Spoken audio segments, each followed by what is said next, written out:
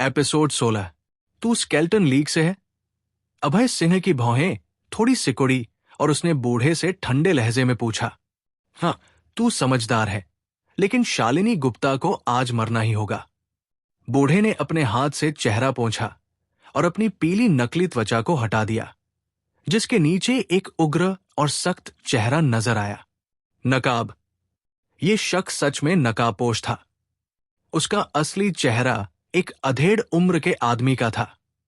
तुम लोग कौन हो? मुझे क्यों मारना चाहते हो? शालिनी गुप्ता जमीन से उठी और अपनी भौहें सिकोड़ते हुए बोली। उसका खूबसूरत चेहरा ठंडक से भरा था। उसे पता था कि कारोबारी दुनिया में उसके कई दुश्मन थे। उसे पहले भी धमकियां मिल चुकी थी, उसकी कार तोड़ी जा चुकी थी और मरे हुए चूहे भी उसकी कंपनी में फेंके गए थे। लेकिन बंदूक से हत्या का प्रयास पहली बार हुआ था। यह अब साधारण हमला नहीं था। वे उसकी जान लेना चाहते थे। सीईओ गुप्ता, किसी ने तुम्हारे सिर के लिए 50 लाख रुपए का इनाम रखा है। मैं बस पैसे लेकर काम कर रहा हूं। अधेड़ ने ठंडी मुस्कान दी और अपनी बंदूक फिर से शालिनी की ओर तान दी। छू! अभय का शरीर तेजी से हिला और उसने शालिनी को अपने पीछे छिपा लिया। भले ही वो इस औरत से अभी तलाक लेने वाला था, लेकिन तलाक अभी हुआ नहीं था, तो कागजों में शालिनी अभी भी उसकी पत्नी थी। वो बिल्कुल नहीं चाहता था कि ये औरत उसकी आंखों के सामने मर जाए। अभय को अपने सामने कूदते देख शालिनी का सुंदर चेहरा बदल गया। उसका दिल तेजी से धड़का। हां, उसके सामने खड़ा ये शख्स उसका पति था, लेकिन शादी के बाद से शालिनी ने उसे कभी तवज्जो नहीं दी थी। उसने उसका कभी सम्मान नहीं किया। लेकिन अब जब शालिनी खतरे में थी, ये शख्स जिसे वो हल्के में लेती थी, उसके सामने कूद पड़ा, ये जानते हुए कि सामने बंदूक थी, एक गोली जो किसी की जान ले सकती थी। उसके लिए वो अपनी जान जोखिम में डाल सकता था। शालिनी का दिल सिकुड़ गया। एक पल के लिए उसे रोना आ गया। वह भावुक हो गई थी। हमेशा कहा जाता है कि औरतें भावनात्मक प्राणी होती हैं। ये झूठ नहीं था।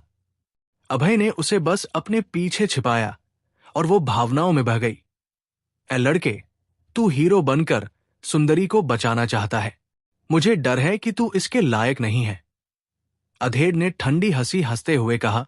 उसकी आंखों में तिरस्कार भरा था। सच में? मैं देखना चाहता हूं कि स्केल्टन लीग का हत्यारा कितना ताकतवर होता है। अभय ने हल्के से मुस्कुराया। उसकी आंखें गर्व से भरी थी। ये बस स्केल्टन लीग का एक हत्यारा था। अगर इसका सरगना भी आ जाता तो भी वो उसे गंभीरता से न लेता। जब वुल्फ राजा गुस्सा होता था तो 1000 मील तक लाशें बिछ जाती थी। ये वुल्फ क्षेत्र के सभी भाड़े के सैनिकों का सबसे बुरा सपना था। तो मर जा। अधेड़ ने अपनी उंगली से ट्रिगर दबाया और गोली चलाने को तैयार हुआ, लेकिन अगले ही पल अभय गायब हो गया। अधेड़ ने अपनी आंखें मली और इधर उधर देखा, लेकिन उसे नहीं ढूंढ पाया। उसका चेहरा बदल गया और माथे पर पसीना छलकने लगा। मुझे ढूंढ रहा है? एक मजाक भरी आवाज अचानक अधेड़ के पीछे से आई।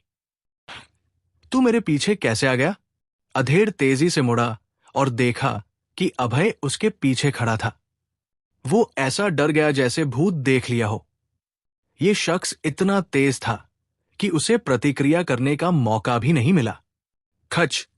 अभय ने अपना दाया हाथ बढ़ाया और तुरंत अधेड़ की बंदूक छीन ली। उसने उसे हल्के से निचोड़ा और वो टुकड़ों में बिखर कर जमीन पर गिर गई। अधेड़ के चेहरे पर डर साफ दिख रहा था। अभय को करीब से देखने के बाद अधेड़ को आखिरकार याद आया। उसके सामने खड़ा शख्स वुल्फ राजा था। उसने उसकी तस्वीर पहले देखी थी। तू वुल्फ? अधेड़ डर गया। वो कुछ कहने ही वाला था कि अभय ने उसकी गर्दन पकड़ ली। तू बहुत ज्यादा जानता है। अभय ने अधेड़ की गर्दन पकड़ी और हल्के से दबाया। खच की आवाज के साथ उसकी गर्दन टूट गई और उसका शरीर नरम होकर जमीन पर गिर पड़ा। भले ही वो किसी को मारना नहीं चाहता था, लेकिन इस अधेड़ ने उसे पहचान लिया था, इसलिए उसे मरना जरूरी था। वरना अगर उसकी पहचान खुल गई तो उसे स्केल्टन लीग की पागलपन भरी बदले की कार्रवाई और दूसरों की तलाश का सामना करना पड़ता। हत्या की आहट? हवा में अभी भी हत्या की आहट क्यों है? अभय दूसरों की हत्या की आहट के प्रति बेहद संवेदनशील था। उसने इस हत्यारे को तो मार दिया था, लेकिन उसे अभी भी तेज हत्या की आहट महसूस हो रही थी। ये आहट इतनी मजबूत थी कि अधेड़ की हत्या की आहट से भी ज्यादा थी। लाल बिंदु? उसने अचानक देखा कि शालिनी के दिल की जगह पर एक लाल बिंदु था। अरे नहीं, स्नाइपर। अभय का चेहरा बदल गया। उसकी आंखें हैरानी से भरी थी। शालिनी के दिल पर लाल बिंदु वो जगह थी जहां स्नाइपर निशाना लगा रहा था। लापरवाही, सच में लापरवाही। इस पल उसका दिल आत्मग्लानि से भरा था। उसने पहले सोचा था कि सिर्फ एक अधेड़ हत्यारा है। उसे ये नहीं सूझा कि एक स्नाइपर भी हो सकता है। स्नाइपर यानी दूर से मार करने वाला हत्यारा। एक ऐसा शख्स जो एक गोली से जान ले सकता था। अगर यह स्नाइपर अभय पर निशाना लगाता तो अपनी ताकत से वो आसानी से बच सकता था, लेकिन ये स्नाइपर शालिनी पर निशाना लगा रहा था। एक आम इंसान के तौर पर शालिनी के पास बचने का कोई रास्ता नहीं था। अगर गोली चली तो शालिनी की मौत निश्चित थी। फ्यू, एक जानलेवा गोली दूर से आई, सीधे शालिनी के दिल की ओर।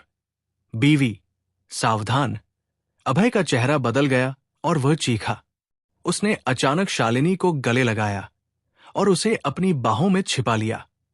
धूम! गोली बेरमी से अभय के कंधे पर लगी।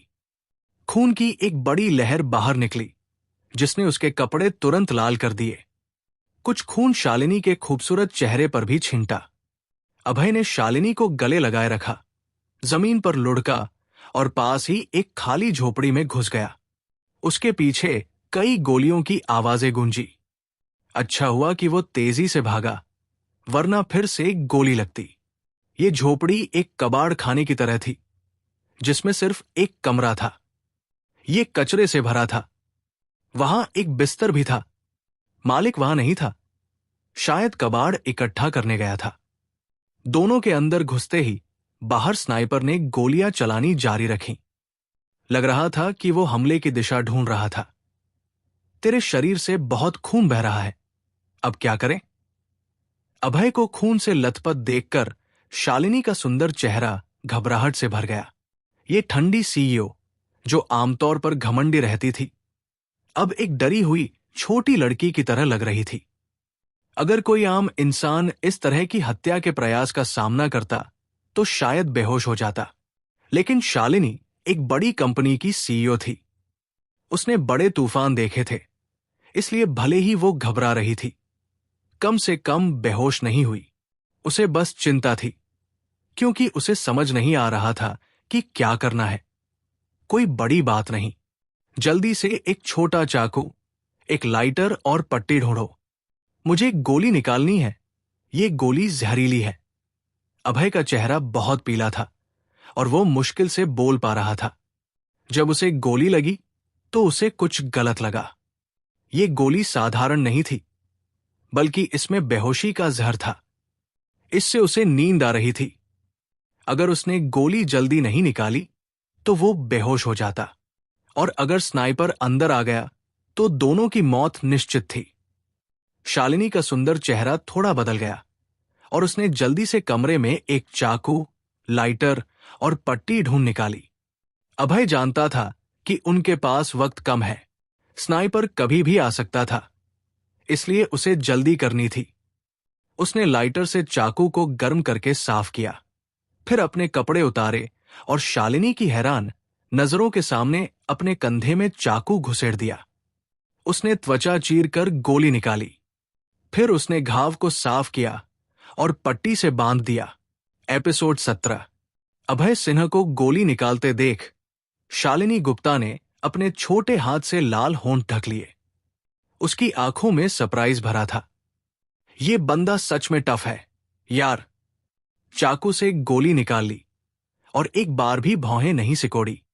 खासकर जब उसने अभय की पीठ पर क्रिस्क्रो स्कार्स देखे तो उसका दिल डूब गया। ये स्कार्स तो मर्द के मेडल्स हैं, ब्रो, जो उसकी एक्स्ट्राऑर्डिनरी स्टोरीज बयान करते हैं। शालिनी के दिल में अचानक कुछ अजीब सा दुख जगा। उसे एहसास हुआ कि अपने इस हस्बैंड के बारे में वो बहुत कम जानती है। हाँ, पता था कि वो ओवरसीज रहता था, पर क्या करता था, जीरो आइडिया। ने मुझे क्यों बचाया? शालिनी की पलकें झपकी और उसके खूबसूरत चेहरे पर कॉम्प्लिकेटेड लुक था। उसे पता था कि अगर ये बंदा गोली न रोकता तो वो अब तक मर चुकी होती। मैंने दादाजी से प्रॉमिस किया था कि शादी के बाद तेरा अच्छे से ख्याल रखूंगा। अभय ने पट्टी का नॉट बांधते हुए हल्के से कहा। उसने अपने मरते हुए दादाजी से वादा किया था कि वो शालिनी से शादी करेगा और उसकी केयर करेगा जब वो देश लौटेगा। वो वादे का पक्का था। जब दादाजी से प्रॉमिस किया तो शादी के दौरान शालिनी का पूरा ख्याल रखना उसका ड्यूटी था। इसलिए भले ही उसे चोट लगी, वो शालिनी को हर्ट नहीं होने दे सकता था। वो स्वर्ग में दादाजी को निराश नहीं करना चाहता था। घर में बस वही थे जो उसके लिए अच्छे थे। ऑफ कोर्स, अगर हम डिवोर्स कर लेते और मैं पूर्वांचल शहर छोड़ देता तो प्रॉमिस रखने की जरूरत नहीं पड़ती, नहीं तेरी केयर करने की। तो ये दादाजी की विश थी। शालिनी के सुंदर चेहरे पर थोड़ी डिसअपॉइंटमेंट झलकी। उसने सोचा था कि शायद ये बंदा कहेगा कि उसे उससे प्यार हो गया इसलिए बचाया, लेकिन ये तो सिर्फ दादाजी का कमिटमेंट था, जिससे वो थोड़ा अपसेट हो गई।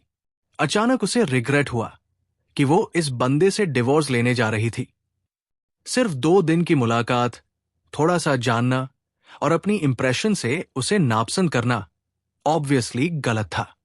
लेकिन थैंकफुली इस असैसिनेशन की वजह से वो सिविल अफेयर्स ब्यूरो नहीं पहुंचे। नेचुरली डिवोर्स नहीं हुआ। अभी वो लीगली कपल थे और अभी भी कुछ ठीक करने का चांस था। अरे, पॉइजन स्पाइडर बुलेट! अभय ने निकाली हुई गोली को देखा। उसका चेहरा थोड़ा बदल गया। अरे यार, इस बुलेट पर तो ब्लैक पॉइजनस स्पाइडर का पैटर्न था। पॉइजन स्पाइडर बुलेट्स जो अनेस्थेटिक इफेक्ट लेके आते हैं, ये तो बहुत रेयर है।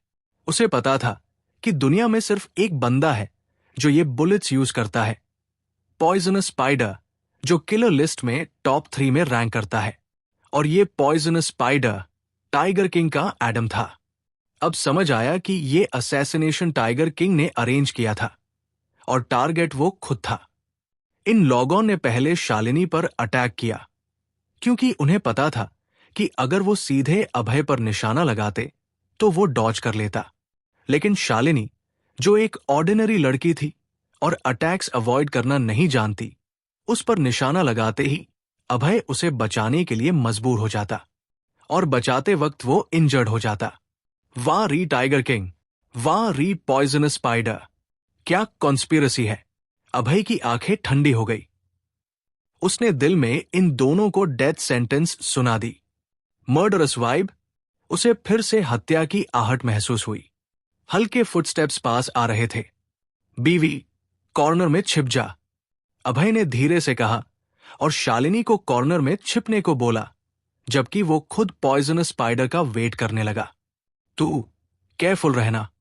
शालिनी के सुंदर चेहरे पर थोड़ी वरी दिखी। उसे पता था कि वो हेल्प नहीं कर सकती, तो कॉर्नर में छिप गई ताकि अभय को ट्रबल न हो। बैंग! कमरे का लकड़ी का दरवाजा तोड़ दिया गया। एक गोली अभय की तरफ शॉट हुई। डेंजर!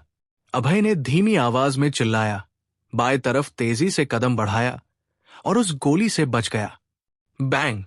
जहां अभय खड़ा था वहां एक गोल्डन बुलेट ने जमीन में धमाके के साथ होल कर दिया। बुलेट कौन साइज की थी? जमीन में गड्ढा छोड़ गई और धुआं निकल रहा था। अगर अभय को लगती तो वो मर जाता, लेकिन थैंकफुली वो बच गया। What a precise shot! यार! जमीन के राउंड होल को देखते हुए अभय की आंखों में ठंडक की चमक आई। बुलेट की स्पीड बहुत फास्ट थी और एक्यूरेसी टॉप नॉच। नॉर्मल लोग तो एक शॉट में हाय मर जाते। सिर्फ एक किंग जैसे वो ही डॉज कर सकता था। बैंग बैंग बैंग, हवा में अचानक 3 गोलियां शॉट हुई, तेज आवाज के साथ, और अभय की तरफ ब्लास्ट करते हुए आई। एक शॉट में 3 बर्स्ट्स। ये पॉइजनस स्पाइडर का यूनिक स्टन था। वुल्फ क्षेत्र में अनगिनत पावरफुल लॉग इन 3 राउंड्स में मारे गए थे। ये तो छोटे ट्रिक्स है। अभय ने ठंडी हंसी हंसी। उसने अपना दाया पैर जमीन पर ठोका, सीमेंट में फुटप्रिंट छोड़ दिया। ऑब्वियसली उसकी ताकत बहुत थी। उसका पूरा शरीर इंस्टेंटली झुक गया, जैसे एक फ्लेक्सिबल सांप, एस शेप में ट्विस्ट करते हुए, और तीनों डेडली बुलेट से बच गया। बैंग बैंग बैंग, तीनों गोलियों ने टफ दीवार को भेद दिया और तुरंत 3 काले होल्स छोड़ दिए। पॉइजनस स्पाइडर, तेरे 10 बुलेट्स खत्म हो गए। जैब यहां आया है, तू छुप क्यों रहा है? बाहर आ, अभय ने घमंड से कहा, अपने हाथ पीछे रखे हुए। उसे पता था कि पॉइजनस स्पाइडर की स्नाइपर गन में बुलेट्स कम होते हैं, हर टारगेट के लिए सिर्फ 10। 6 बाहर यूज कर चुका था और 4 अभी। अब बुलेट्स खत्म थे। Clap clap clap. जैसे ही अभय की आवाज थमी, एक पतला बंदा काले कपड़ों में शैडो से बाहर आया। चलते ही वो ताली बजा रहा था, पीठ पर एक बड़ी स्नाइपर राइफल लटकाए हुए। वुल्फ किंग की रेपुटेशन सच में डिजर्व्ड है। तू जानता है कि मेरे बुलेट्स खत्म हो गए। वो पतला जवान सिर्फ 1.7 मीटर का था। अभय को ठंडी आंखों से घूर रहा था। वो एक पॉइजनस स्नेक की तरह लग रहा था, एक्सट्रीमली कोल्ड और कनिंग। टाइगर किंग क्यों नहीं आया? ओ, मेन अकेला हाय तेरे लिए इनफ हूं। ऐसा है क्या? जो भी मुझसे ऐसे बात करता है वो सब हेल में जा चुके हैं। तेरा वुल्फ किंग, अगर तू अपने पीक पे होता तो मेन तुझसे कॉम्पीट नहीं कर पाता। पार, अब तू मेरी बुलेट से शॉर्ट हो चुका है। मुझे लगता है अनेस्थेटिक का इफेक्ट शुरू हो गया होगा। पॉइजनस स्पाइडर ने प्राउडली स्माइल की। उसकी आंखें ठंडक से भरी थी। उसकी बुलेट्स में ढेर सारा अनेस्थेटिक था। एक बार शॉट होने के 10 सेकंड्स में बंदा फेंट हो जाता था और कॉम्बैट पावर खो देता था। वुल्फ किंग सच में वुल्फ क्षेत्र का किंग था, स्ट्रॉन्गेस्ट। अब 3 मिनट्स हो गए थे, फिर भी वो फेंट नहीं हुआ था। पार, पॉइजनस स्पाइडर को यकीन था कि वुल्फ किंग की कॉम्बैट पावर खत्म हो चुकी है और वो डेड एंड पे है। बस स्ट्रगल कर रहा है। अपनी बुलेट्स पे कॉन्फिडेंस की वजह से पॉइजनस स्पाइडर सामने आया था, वरना वो वुल्फ किंग के सामने आने की हिम्मत नहीं करता, ना हाई यूज बीट करने की धमकी देता।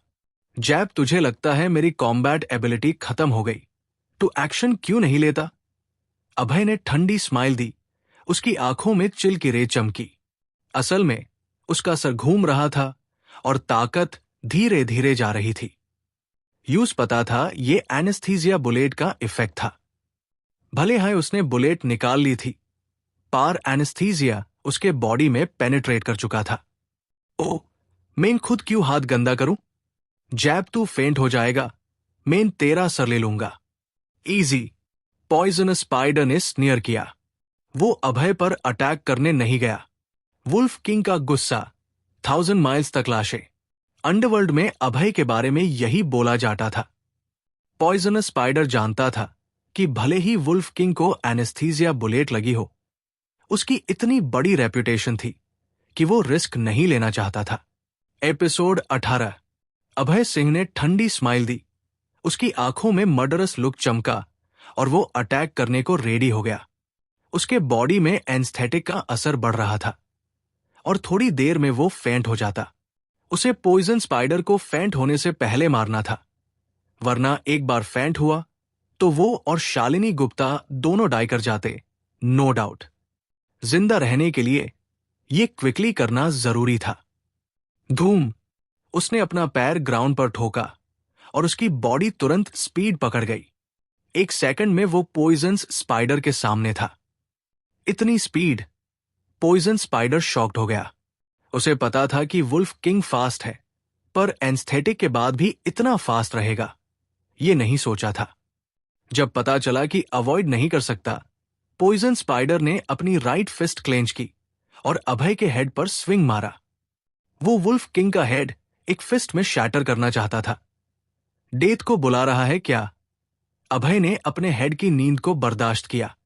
उसने अपना राइट हैंड खोला और पॉइजन्स स्पाइडर की आर्म पर स्लाइस कर दिया। आह, मेरी आर्म! पॉइजन्स स्पाइडर चीखा।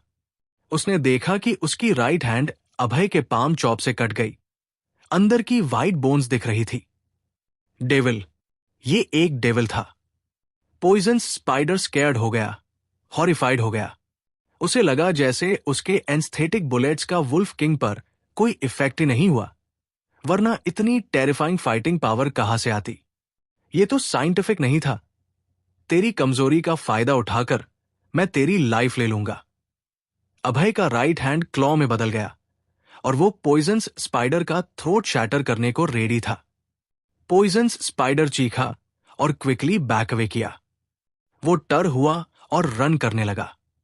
वो वुल्फ किंग के अटैक से स्केयर हो गया था।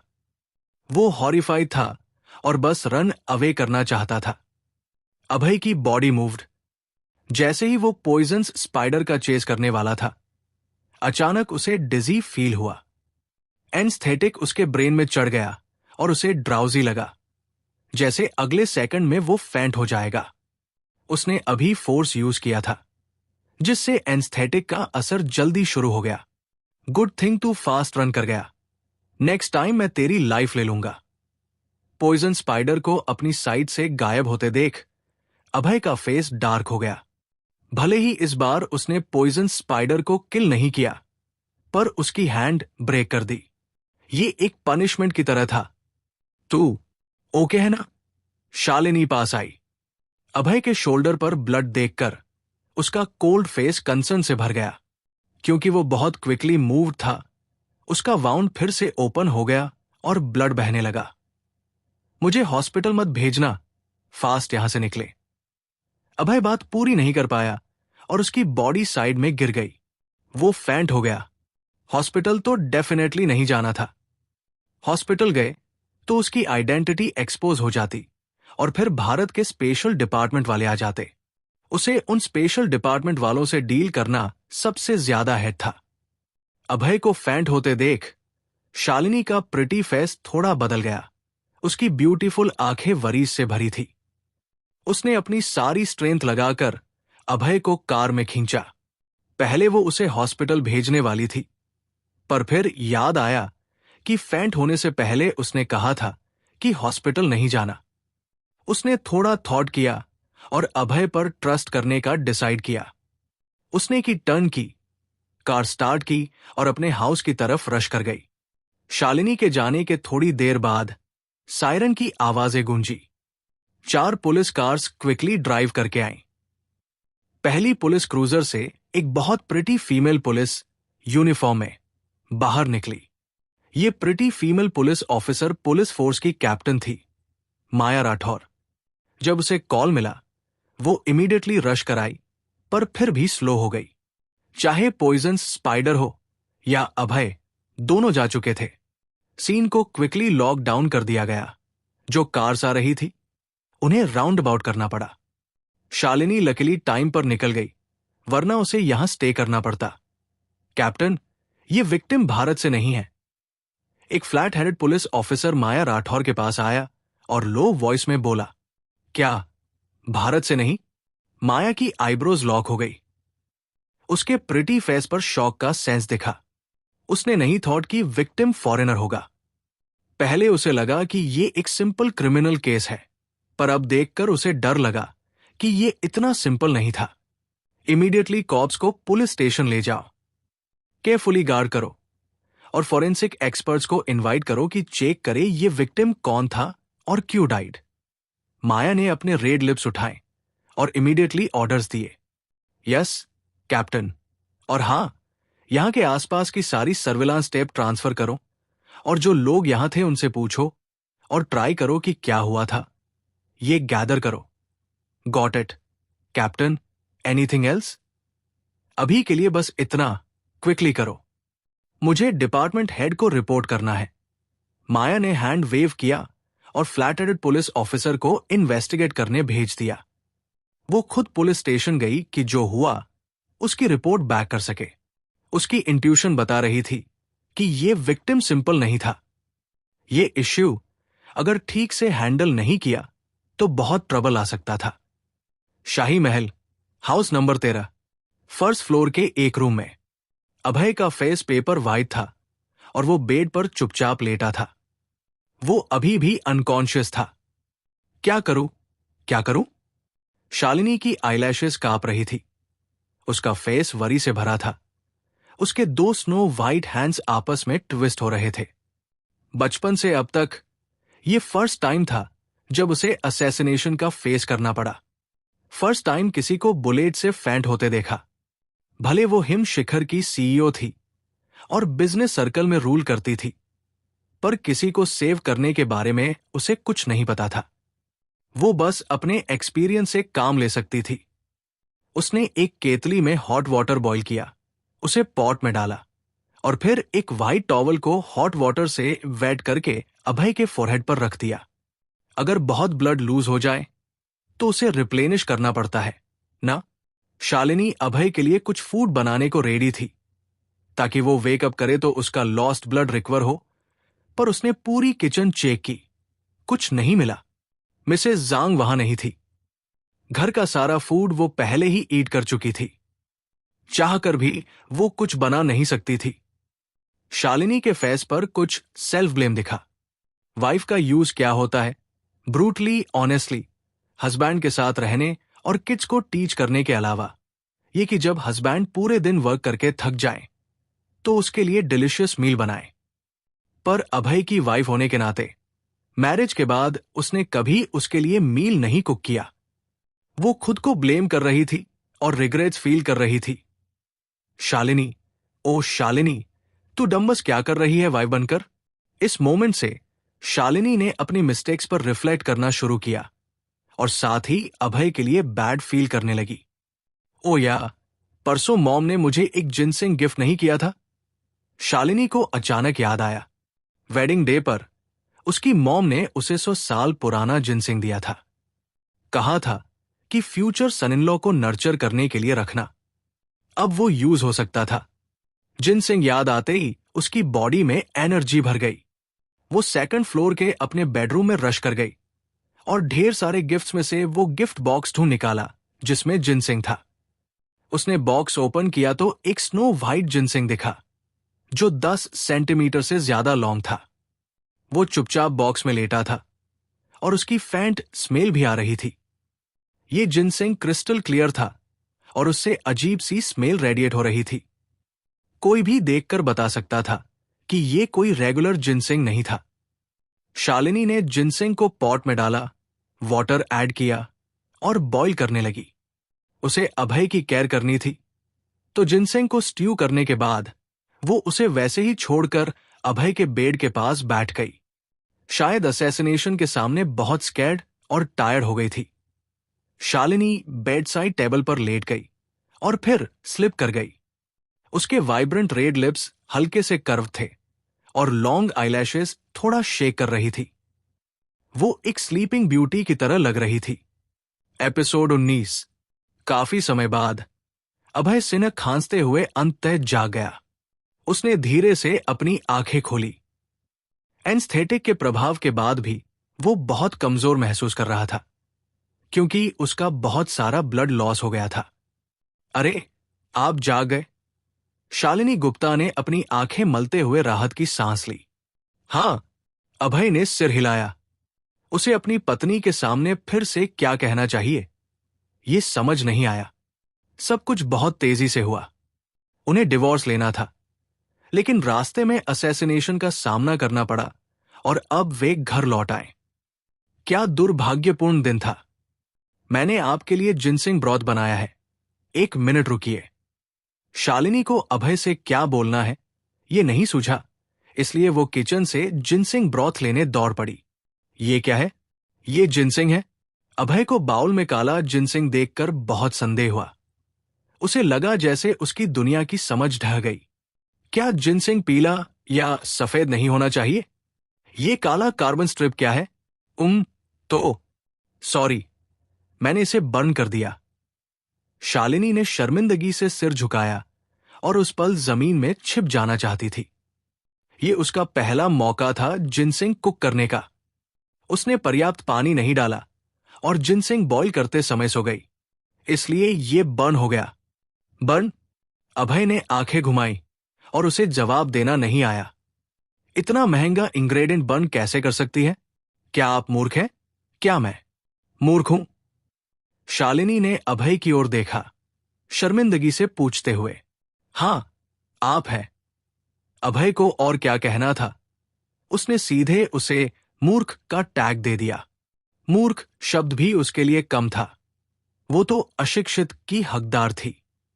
कोयले जितने काले जिनसिंग को देखते हुए अभय को नहीं लगा कि वो इसे निगल सकता है। डिवोर्स। उसे अचानक याद आया कि आज डिवोर्स का दिन था। वो अब और इस घर में मुफ्त रहकर कुछ न करते हुए नहीं रह सकता था। अच्छा, मैं अब जाग गया हूं। चलिए डिवोर्स ले लेते हैं। अभय ने अपनी भौहें सिकोड़ी और कहा। आपने क्या कहा? शालिनी को उसकी बात सुनाई नहीं दी, क्योंकि वो अभी भी अपने जिनसिंग के लिए गिल्टी फील कर रही थी। मैंने कहा, अब डिवोर्स ले लेते हैं। उसने फिर से दोहराया। डिवोर्स? शालिनी अचानक कांप गई और उसके ठंडे चेहरे पर एक जटिल भाव उभरा। इस व्यक्ति ने अभी डिवोर्स मांगा। क्या ये वही नहीं था जो वो चाहती थी? उसने 2 दिन पहले सिविल सर्विस में कागजी काम करते समय इस व्यक्ति से 3 महीने में डिवोर्स लेने का वादा किया था। उसे पता था कि उसने अभय का दिल तोड़ा था जब उसने उसे घर से बाहर रखा, स्पा जाने की गलतफ हमी की वजह से। इसलिए जब इस व्यक्ति ने डिवोर्स मांगा तो उसने तुरंत सहमति दे दी थी। पर अब जब यह व्यक्ति फिर से डिवोर्स की बात लाया तो उसे अचानक इतना दर्द क्यों हो रहा था? दर्द हो रहा है, बहुत दर्द हो रहा है। शालिनी को लगा जैसे उसका दिल फट रहा हो। उसे समझ आ गया कि वो अब इस व्यक्ति को छोड़ना नहीं चाहती थी। जब इस व्यक्ति ने उसके लिए गोली खाई, वो प्रभावित हो गई थी। उसे एहसास हुआ कि शादी के बाद वही थी जो व्यर्थ में परेशान थी और बार बार उसे गलत समझती रही। उसे गलत समझने के अलावा इस व्यक्ति के डिवोर्स मांगने की दूसरी वजह शायद ये थी कि वो बहुत मूर्ख थी। एक पत्नी को जिनसिंग बॉईल करना भी नहीं आता, जो पानी उबालने से ज्यादा मुश्किल नहीं है। ऐसी मूर्ख पत्नी को कौन चाहेगा? क्या आप मुझे डिवोर्स इसलिए दे रहे हैं क्योंकि मैं पानी ठीक से बॉईल नहीं कर पाई? शालिनी ने उदासी से पूछा। उसका चेहरा पीला पड़ गया था। क्या आप मुझे डिवोर्स नहीं देना चाहती थी? क्या आपने नहीं कहा था कि हम दोनों के लिए डिवोर्स जल्दी लेना गुड है? अभय ने कंफ्यूज होकर पूछा जब उसने देखा कि शालिनी सैड हो रही थी। क्या आपको खुश नहीं होना चाहिए कि मैंने आखिरकार वो बात निकाली जो आप चाहती थी? फिर आप इतनी सैड क्यों लग रही है? तो आप मुझे डिवोर्स इसलिए नहीं दे रहे क्योंकि मैं मूर्ख हूं? बिल्कुल नहीं। ठीक है। शालिनी ने जवाब सुनते ही फूल की तरह खिलकर स्माइल की, जिसने अभय को सरप्राइज कर दिया। उसे एहसास हुआ कि उसकी पत्नी स्माइल करते वक्त बहुत प्रिटी लगती है। डिवोर्स के लिए 2 शर्तें थी। पहली, दोनों पक्षों को रिश्ते टूटने के लिए डिवोर्स पर सहमत होना पड़ता था। दूसरी, अगर दोनों पक्ष 2 साल से ज्यादा अलग रहते हैं तो एक पक्ष कोर्ट में डिवोर्स आर्बिट्रेशन फाइल कर सकता था। इसके अलावा उन्हें अपना मैरिज सर्टिफिकेट, रेसिडेंस बुकलेट और अपने आईडी कार्ड्स कागजी काम के लिए लाने पड़ते थे। शालिनी ने निर्णय ले लिया था। वो इस व्यक्ति से न डिवोर्स लेगी, न ही अलग होगी। उसने प्लान किया कि वो अपना मैरिज सर्टिफिकेट हाइड कर देगी और कहेगी कि वो कहीं लॉस्ट हो गया ताकि वे डिवोर्स न ले सके। आप अभी बहुत इंजर हैं। पहले जिनसिंग खा लीजिए। डिवोर्स की बात बाद में करेंगे जब आप रिकवर हो जाएंगे। शालिनी ने अपने लिप्स ऊपर किए और जिनसिंग फिर से अभय को थमा दिया। शालिनी अचानक फिर से कोल्ड वुमन बन गई जब उसने अपना डिसीजन ले लिया था। हालांकि जिनसिंग बर हो गया था, अभय को इसे फिनिश करना पड़ा, क्योंकि ये शालिनी का पहला मौका था किसी लड़के के लिए कुक करने का। आइस क्वीन, अभय ने मुंह बंद कर लिया जब इस ठंडी औरत का सामना करना पड़ा जो कोल्ड फीलिंग रेडिएट कर रही थी। उसे यकीन नहीं हुआ कि ये औरत अभी गिल्टी बियर से तुरंत कोल्ड क्वीन में स्विच कर सकती थी। इनविंसिबल, इंडिफरेंट और अरोगेंट, ये शालिनी के लिए बेस्ट डिस्क्रिप्शंस थे जब वो अपने नेचुरल स्टेट में थी। अभय ने अपनी हिम्मत जुटाई और बर्न जिनसिंग को अपने वाउंड के लिए खा लिया। इस खतरनाक क्वीन के ट्रांसफॉर्मेशन से शॉक्ड होकर ये जिनसिंग बहुत खराब था। अभय ने भगवान से कसम खाई कि ये जिनसिंग उसकी लाइफ में अब तक का सबसे वर्स्ट चीज था। उसकी ये कोल्ड वाइफ सच में एक ब्रिलियंट शेफ थी। हालांकि जिनसिंग का टेस्ट भले खराब था, पर यह वर्क कर रहा था। अभय को जिनसिंग खत्म करते ही अपनी बॉडी में गर्मी फील हुई। उसका वाउंड कम दर्द करने लगा और फेस में थोड़ा कलर वापस आने लगा। उसे अब डिजी भी नहीं लग रहा था। वो अब स्टैंड अप भी कर सकता था। बिना शक इस रिकवरिंग स्पीड से वो एक दिन में अपनी सारी एनर्जी बैक गेन कर सकता था। बेल रिंगिंग कोई शालिनी को कॉल कर रहा था। उसने फोन पिक किया जब उसे पता चला कि प्रिया कॉल कर रही थी। डायरेक्टर शर्मा, क्या हुआ? बॉस, चेन कॉरपोरेशन वाले आए हैं और वो 3 करोड़ रुपए की डील डिस्कस करना चाहते हैं हमारे साथ। मुझे याद है ये केस आप हैंडल कर रही थी ना, आप इसे ओवरटेक कर लें। पर बॉस, उन्होंने कहा कि उन्हें डिस्कस आपसे करना है, वरना वो दूसरी कंपनी के पास जाएंगे। ठीक है, मैं आ रही हूं। शालिनी ने फोन कॉर्डली हैंग कर दिया। होम पर रेस्ट करें, डायरेक्टर शर्मा ने कॉल किया है और मुझे अभी कंपनी जाना है। शालिनी ने अपनी आंखों में थोड़ा गिल्ट फ्लैश करते हुए कहा और तुरंत हाउस से निकल गई। ईमानदारी से वो अभय की केयर करने के लिए होम पर रहने वाली थी, पर इस बिग केस के लिए उसे शो अप करना ही था। क्या मेरी कोल्ड वाइफ ने मुझे अभी बताया कि वो कहां जा रही है? अभय शालिनी को जाते देख शॉक्ड हो गया। पहले शालिनी हमेशा उसे इग्नोर करती थी और कभी नहीं बताती थी कि वो कहां जा रही है, भले वो कंपनी ही जा रही हो। ये पहला मौका था जब उसने उसे बताया कि वो कहां जा रही थी। क्या मिरेकल था। Episode 20, tiger king, poison spider. बस तुम लोग वेट करो। शालिनी गुप्ता के जाने के बाद अभय सिंह का चेहरा गहरा हो गया। उसका पूरा शरीर ठंडी हत्या की आहट रेडिएट कर रहा था। उसका टाइगर किंग से झगड़ा था, लेकिन ये उनके बीच का पुराना हिसाब था। फिर भी टाइगर किंग ने शालिनी को इसमें घसीटने की हिम्मत की। वो शालिनी को मारना चाहता था और ये उसकी बॉटम लाइन को छू गया, जिससे वो गुस्से से भर गया। एक पुरानी कहावत है, मुसीबत को किसी की पत्नी और बेटी तक नहीं बढ़ाना चाहिए। उसने अभी शालिनी से डिवोर्स नहीं लिया था, तो लीगली शालिनी अभी भी उसकी वाइफ थी। टाइगर किंग का शालिनी को असैसिनेट करने की हिम्मत करना उसके लिए सबसे बड़ी चुनौती थी। उसने अपना कंप्यूटर ऑन किया, पासवर्ड डाला और एक रहस्यमयी चैट रूम में एंटर किया। चैट रूम पूरा डार्क था। फिर एक बड़ा वुल्फ हेड दिखा। वुल्फ हेड के पीछे एक गोरी ब्यूटीफुल महिला थी, Alice. Your majesty wolf king, क्या आप मुझे मिस कर रहे थे? एलिस की स्किन प्योर व्हाइट थी। उसके रेड लिप्स वाइब्रेंट थे और उसने चार्मिंग लुक के साथ कहा, अगर ये नॉर्मल कॉल होता तो वो जरूर एलिस को थोड़ा टीज करता, पर आज उसका मूड नहीं था। एलिस, टाइगर किंग भारत आया। क्या आपको पता था? नो वे, हमने कल डिटेक्ट किया था कि वो अभी थाईलैंड में है। आपको यकीन है कि वो थाईलैंड में है? मुझे यकीन है। अगर आपको भरोसा नहीं तो फोटोज देख लीजिए। एलिस ने बात खत्म करते ही टाइगर किंग की थाईलैंड की एक फोटो सेंड कर दी। टाइगर किंग यूरोपियन था। उसकी हाइट 190 सेंटीमीटर थी, skin white, blond curly hair, high nose और उसके लिप्स कर्व्ड अप थे। फोटो देखने के बाद अभय को यकीन हो गया कि यह टाइगर किंग ही था। जब टाइगर किंग थाईलैंड में था तो फिर भारत में उसे असैसिनेट करने कौन आया?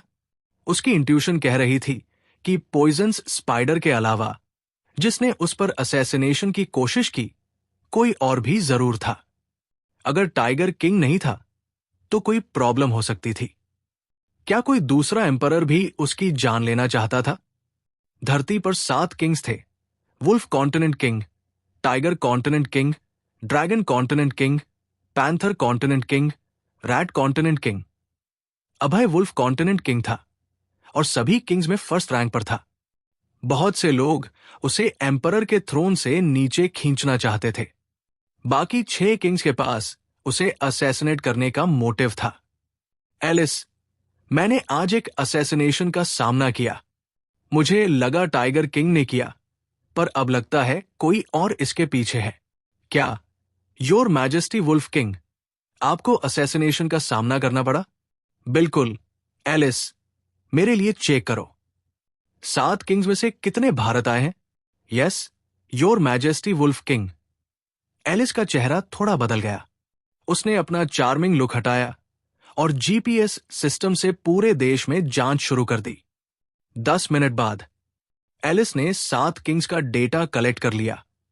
उसके चार्मिंग फेस पर पीला रंग झलकने लगा। योर मैजेस्टी वुल्फ किंग, हमारी इंटेलिजेंस के अनुसार पैंथर कॉन्टिनेंट का पैंथर किंग और रैट कॉन्टिनेंट का रैट किंग दोनों भारत में हैं। इतना ही नहीं, टाइगर किंग भी थाईलैंड से गायब हो गया है। शायद वो भी भारत आ गया हो। एलिस की आवाज कांप रही थी, जैसे वो डर गई हो। अब 7 में से 3 किंग्स भारत में थे। ये सोचकर भी लोग डर जाते। लगता है ये लोग मुझे मारकर नंबर 1 थ्रोन लेना चाहते हैं। एलिस की बात सुनकर अभय ने ठंडी स्माइल दी। उसकी आंखें गुस्से से भरी थी। वो नंबर 1 किंग था। उसे लगा था कि भारत लौटकर वो शांतिपूर्ण लाइफ जी सकता है। उसने साफ तौर पर बहुत ज्यादा सोच लिया था और बाकी किंग्स उसकी जान लेने आ गए थे। वुल्फ किंग गुस्सा हो चुका था। अगर वे उसे असैसिनेट करने की हिम्मत करते हैं तो उन्हें हेल जाने के लिए तैयार रहना चाहिए। Your majesty wolf king, 3 kings Bharat में हैं। आप बहुत डेंजर में हैं। कृपया वुल्फ फैंग क्लैन को भारत में सपोर्ट के लिए आने दें। एलिस के चार्मिंग फेस पर वरी का फ्लिकर दिखा। उसने पूछा, नहीं, ठीक है, आप लोग वुल्फ कॉन्टिनेंट पर रहें। मेरे पास आपके लिए एक मिशन है। योर मैजेस्टी वुल्फ किंग, आपकी सेफ्टी से ज्यादा इंपॉर्टेंट कोई मिशन नहीं है। एलिस, क्या आपने सुना है एक को घेरकर दूसरे को बचाने की कहानी? 3 किंग्स भारत आए हैं तो उनके ओल्ड नेस्ट डेफिनेटली खाली होंगे। मैं आपको ऑर्डर देता हूं कि टाइगर किंग, पैंथर किंग और रैट किंग के नेस्ट को डिस्ट्रॉय कर दो। Yes, your majesty wolf king, हम मिशन जरूर पूरा करेंगे। एलिस ने डिटर्मिनेशन के साथ कहा। उसे समझ आ गया कि वुल्फ किंग का मतलब क्या था। ये 3 किंग्स के बैकअप बेस को खत्म करना था। फिर एलिस और वुल्फ किंग ने मिशन के कुछ डिटेल्स डिस्कस किए और चैट रूम क्लोज करके 3 किंग्स के ओल्ड नेस्ट को डिस्ट्रॉय करने की तैयारी शुरू कर दी। बेशक पहला नेस्ट जो डिस्ट्रॉय होना था वो टाइगर किंग का था। वो वुल्फ किंग का सबसे बड़ा एनिमी था। Tiger king, panther king, rat king, मैं भारत में आपका वेट करूंगा। अभय ने बाहर के आसमान को देखा। उसकी आंखों से ठंडी चमक झलक रही थी। सिर्फ ब्लड ही वुल्फ किंग के गुस्से को शांत कर सकता था। एक दिन क्विकली बीत गया और अभय के इंजरीज पूरी तरह हील हो गए। ये मानना पड़ेगा कि उसकी हीलिंग एबिलिटीज रिडिक्यूलस थी। यहां तक कि बुलेट के वाउंड्स भी स्कार बन गए। ये शालिनी को बहुत शॉक कर गया। अगले दिन सूरज उग चुका था। सनलाइट ग्राउंड पर चमक रही थी और रंगीन लाइट छोड़ रही थी। आज वेदर बहुत ग्रेट था। अभय बहुत अर्ली बेड से उठ गया। वॉशअप करने के बाद वो फर्स्ट फ्लोर के लिविंग रूम में बैठ गया। शालिनी का वेट करने लगा। शालिनी का फेस कोल्ड था। उसकी नोज थोड़ी हाई थी और उसने आज ब्लैक प्रोफेशनल वेयर पहना था। ये उसकी एलिगेंट बॉडी को इफेक्टिवली डिस्प्ले कर रहा था। वो ब्लैक हाई हील्स पहने थी और हील्स के ऊपर उसकी लॉन्ग और स्ट्रेट लेग्स थी। एक औरत को जज करने के 3 क्राइटेरिया थे: चेस्ट, फेस, बॉडी। शालिनी का चेस्ट बड़ा था, कम से कम 36 डी। वो पपीते की तरह थे, कपड़ों से बाहर निकलने को तैयार। अभय की आंखें उसे देखकर हॉट हो गई। वो सच में इसे स्क्वीज करके टेस्ट करना चाहता था, पर अफसोस उसकी वाइफ उसे टच करने नहीं देती थी। उसका फेस डायमंड शेप्ड था, क्रिस्टल्स की तरह चमकता था और जेड की तरह टेंडर और स्मूथ था। ये एक सेडक्टिव लस्टर रेडिएट कर रहा था। जहां तक उसकी बॉडी शेप की बात है, वो इतनी ग्रेट थी कि शब्दों में बयान नहीं हो सकती थी। उसकी बॉडी ग्रेसफुल थी, एक एस शेप डिस्प्ले कर रही थी। उसकी लेग स्नो व्हाइट थी। वो थिन और लॉन्ग, व्हाइट और टेंडर थी। लोगों को इन्हें काट कर स्वीट टेस्ट ट्राई करने का मन करता था। अभय ने नोटिस किया कि शालिनी की लेग्स डायरेक्टर शर्मा की लॉन्ग लेग्स की तरह थी। दोनों बेस्ट ऑफ द बेस्ट थी। शालिनी का चार्मिंग फेस रेड हो गया। अभय की नजरों से उसे बहुत अनकंफर्टेबल फील हुआ, जैसे उसकी बॉडी को पील किया जा रहा हो। उसे पता था कि उसकी बॉडी ग्रेट है। अगर हर दिन उसे घूरने वाले परवर्ट्स को रिक्रूट करो तो एक बटालियन बन सकती थी। लेकिन कोई भी अभय सिंह की तरह नहीं था, जो रुकता ही नहीं था। इससे उसे बहुत अजीब फील हुआ। आपकी बॉडी हील हो गई? शालिनी के रेड लिप्स हल्के से उठे और उसने अभय को हल्के से घूरा, उसे इशारा करते हुए कि संभल जाए। हां, मेरी बॉडी गुड है। जब आपकी बॉडी हील हो गई है तो वर्क पर क्यों नहीं जाते? यहां क्यों बैठे हैं? वो, क्या हमने कल नहीं कहा था कि आज डिवोर्स लेंगे? अभय ने अपनी भौहें सिकोड़ी और कहा। भले ही वाइफ बहुत प्रिटी थी, पर वो साथ में स्लिप नहीं कर सकते थे। उनका रिलेशनशिप गुड नहीं था, तो सिर्फ डिवोर्स ही ऑप्शन था। लेकिन कल से उसने नोटिस किया कि शालिनी थोड़ी अजीब थी। ऐसा लग रहा था जैसे वो पर्पसली डिवोर्स अवॉइड कर रही हो।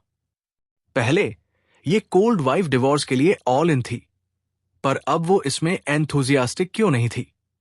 डिवोर्स, मैंने कल ऐसा कहा था? हां, आपने जरूर कहा था। सॉरी, मुझे भूल गया, शालिनी ने कोल्ड फेस के साथ राइटियसली कहा। क्या भूल गई? अभय ने आंखें घुमाई। वो इतना शॉक था कि उसे अपने टेस्टिकल्स में दर्द फील हुआ। डिवोर्स जैसे बड़े इवेंट को भी भूल सकती हो। कितनी मूर्ख हो। एपिसोड 21। पत्नी, क्या आपको अब याद आया? चलिए डिवोर्स ले लेते हैं। अभय सिंह ने अपनी भौहें उठाई और कहा, ये ग्लैमर्स पत्नी, क्या ये बहुत स्मार्ट नहीं होनी चाहिए? इतनी भुलक्कड़ कैसे हो सकती है? एक नॉर्मल इंसान शायद इतने इंपॉर्टेंट लाइफ इवेंट को नहीं भूलता।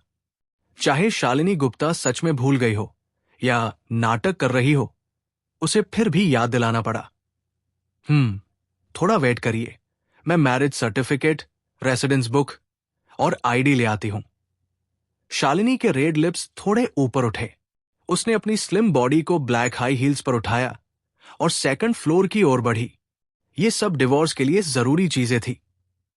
1 मिनट बाद शालिनी कोल्ड फेस के साथ नीचे आई और हल्के से बोली, मुझे हमारा मैरिज सर्टिफिकेट नहीं मिला। शायद कल तुलसी गली में असैसिनेशन के दौरान लॉस्ट हो गया। फिर क्या करें? मैरिज सर्टिफिकेट के बिना डिवोर्स कैसे ले? अभय ने सिर हिलाया। सच में वरी हो गया। डिवोर्स के लिए मैरिज सर्टिफिकेट लाना जरूरी है। यह प्रूफ की तरह काम करता है। इसके बिना डिवोर्स नेचुरली नहीं हो सकता। तो अभी डिवोर्स न करें। फिलहाल जब तक मैरिज सर्टिफिकेट नहीं मिलता, मैं वर्क पर जा रही हूं। आपको भी थोड़ी देर में वर्क पर जाना चाहिए। याद रखिएगा, ऑफिस में हमारा रिलेशनशिप पब्लिसाइज मत करना। शालिनी की ब्यूटीफुल आंखों में स्लाइनेस का फ्लैश आया और वो न्यूट्रल एक्सप्रेशन के साथ बाहर निकल गई। असल में मैरिज सर्टिफिकेट सेकंड फ्लोर के रूम में था, पर शालिनी ने उसे हाइड कर दिया था। वो अब डिवोर्स नहीं लेना चाहती थी। बेचारा वुल्फकिंग पूरी लाइफ हीरो रहा और अब एक औरत ने उसे ट्रिक कर दिया। हाय, डिवोर्स भी नहीं ले सकता। ये बहुत सैड है। अभय ने सांस ली। वो बहुत सैड था। उसे फिर से इस ग्लैमर्स सीईओ वाइफ का सामना करना पड़ रहा था। जो भी हो, लगता है वर्क पर ही चलना पड़ेगा। अभय ने बाहर की सनलाइट पर नजर डाली और पहले वर्क जाने का डिसाइड किया। ईमानदारी से कहें, अगर वे डिवोर्स ले भी लेते तो वो पूर्वांचल शहर को आसानी से छोड़ने की हिम्मत नहीं करता। अब जब दुनिया के 3 किंग्स भारत में आ गए हैं और शालिनी उसकी वाइफ है, एक बार वो चला गया तो शालिनी को शायद वो लोग मार डालें। 3 किंग्स को मारने से पहले उसने शालिनी के साथ अस्थायी रूप से रहने का निर्णय लिया ताकि वो आसानी से उसकी प्रोटेक्शन कर सके। जब अभय ने अपनी कैमोफ्लाज पहनी और नेबरहुड से बाहर निकला तो उसने नोटिस किया कि गेट पर सारे गार्ड्स उसे अजीब नजरों से देख रहे थे और नॉनस्टॉप डिस्कस कर रहे थे। शाही महल पूर्वांचल शहर का सबसे हाई एंड नेबरहुड था। ये सब यूरोपियन स्टाइल हाउसेस थे। यहां रहने वाले लोग फेमस या रिच थे। यहां से कोई भी इंसान पकड़ो, वो टेंस ऑफ मिलियंस या बिलियंस ऑफ रुपए का मालिक होता। ये फेमस लोग सब ब्रांडेड क्लोथ्स पहनते थे, जैसे प्लेबॉय, वर्साचे और शानेल। इनकी कॉस्ट टेंस ऑफ थाउजेंड्स या हंड्रेड्स ऑफ थाउजेंड्स ऑफ रुपए होती थी। 100 रुपए से कम की कैमोफ्लाज पहनने वाले लोग जैसे अभय, वो यहां फर्स्ट और ओनली होते।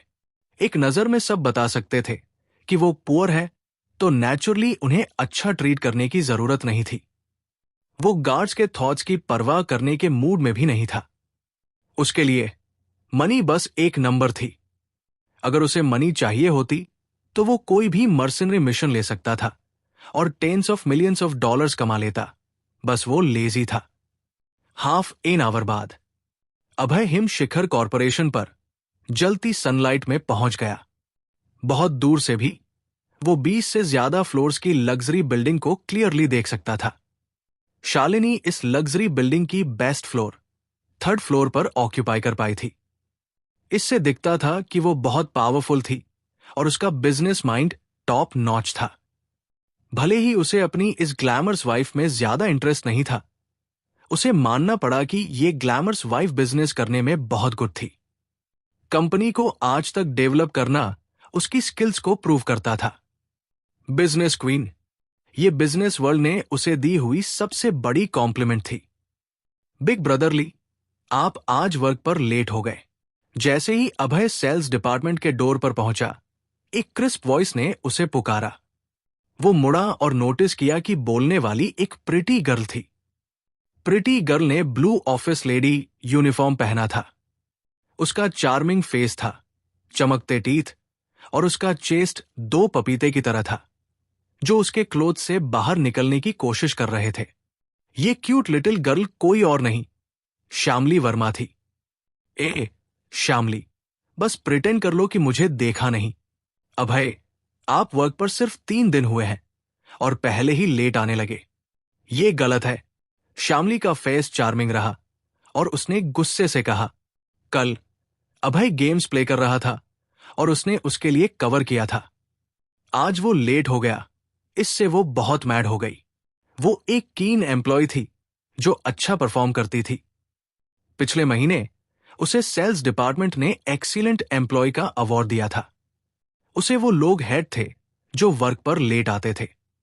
अगर कोई और लेट होता तो वो अब तक रिपोर्ट कर चुकी होती, पर चूंकि ये अभय था, भले ही वो थोड़ा गुस्सा थी, उसने उसे एक और चांस देने का डिसाइड किया।